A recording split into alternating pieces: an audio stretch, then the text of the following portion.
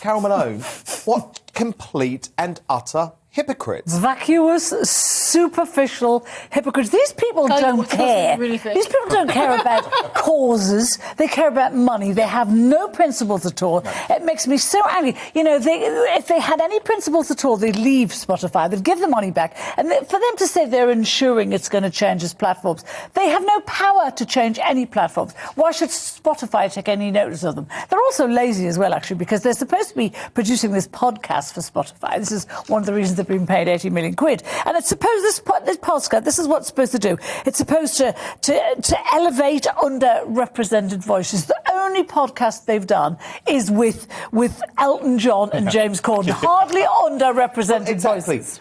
And look, Benjamin Butterworth, there was an opportunity for Harry and Meghan to influence the conversation over the course of this pandemic. That's what Joe Rogan's done. He's the opposite of lazy. He makes podcasts that are over 3 hours long. He books some of the most interesting guests in the world. And Harry and Meghan have been sitting on their asses in their big Montecito mansion. And to be honest, I just wish they would leave Spotify so we didn't have to hear from them. Well, you don't have to hear from them because you don't have to listen. We're not doing any. There's only one podcast to listen to, so you wouldn't be listening for very long. Look, I mean, on the one hand, I find it a little bit tedious that they have an opinion on everything. And because, it's incredible, isn't it? As royals, which they effectively still are, that's the only reason anyone knows who they are, I don't exactly like that. It grates on me a little bit.